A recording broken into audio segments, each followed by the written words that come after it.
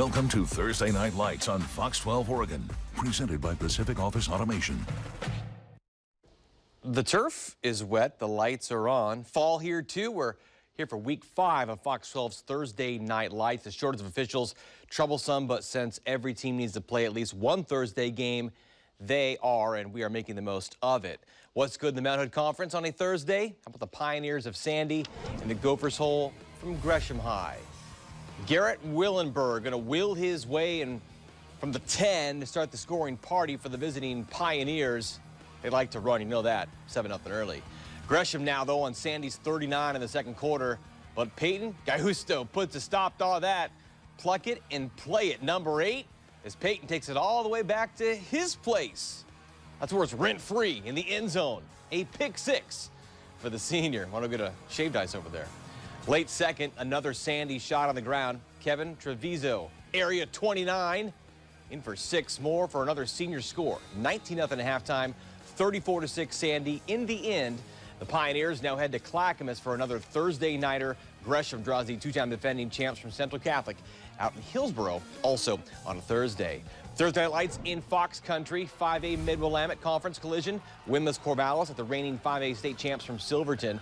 But the Foxes did what they do. Sawyer Teeny, raised in orange and black. Mark it up to Cohen. Mullick. That's a big old fun factory. 58 yards for the opening score, and there'd be so much more from McGinnis Field, as they do, right? Teeny this time goes for tiny yardage. Same effect, though. Carson Wapples, 7 yards, 7 more points, 14 zip. Now, no Silverton highlight reels complete without a little meet and greet from Jackson Pfeiffer. Fun with the PF, the Flyers. 15-yard score in the fleet of foot Fox. Then Sawyer, 1 more out of the jack of the box. Mullick for another touchdown, making their mothers proud. 20 yards, another victorious week. And the ball, the land of the Silver Falls. 44-7. The #1 club in the state remains perfect. Silverton home to host now Crescent Valley on Friday, while the Spartans host Dallas. Our big game took us to LO, Lakeside. Lake Oswego at Lake Ridge with Tualatin. Top 5 state collision of the TRL. Dumfries was Ricky Bobby offense. Tualatin Spencer Phillips mid of Lake Ridge. 21-14, 12 and a half. Third quarter started like they started the game. Jack Wagner gets on in for the quarterback keep. It would be a 9-yard run to double their tally, 28-14. Wolves kept on howling. Wagner with the wing to Tyson Hunt. The target locked in, down at the 1. From there, Luke Ash erupts from the goal line.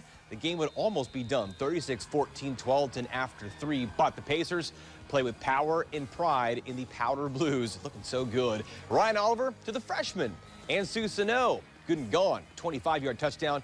2-score game, 36-21, 39-21, 12 in the final. Their next biggest game of the year is Friday, home with West Lynn. The Pacers next hit the road for 2 at Tigard and Oregon City. Pioneer Memorial Stadium, the home of the Oregon City High School team.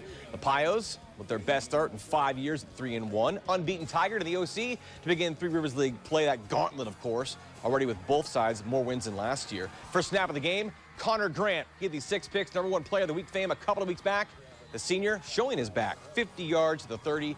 Nearly deuces again. It led to a short yardage touchdown. Next possession for the Tigers, it's Grant going to the far side of the field. 8 yards in for 6.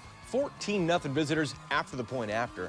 Second quarter, Tigard on its own 45, but the Pioneers rush them. Ryder Swanson going for that quarterback ride. It's a turnover, too. The red shirts, Oregon City ball. Ethan Hopwood could go, and he would go all the way. 16-6 for the half, 36-23 Tigard in the end.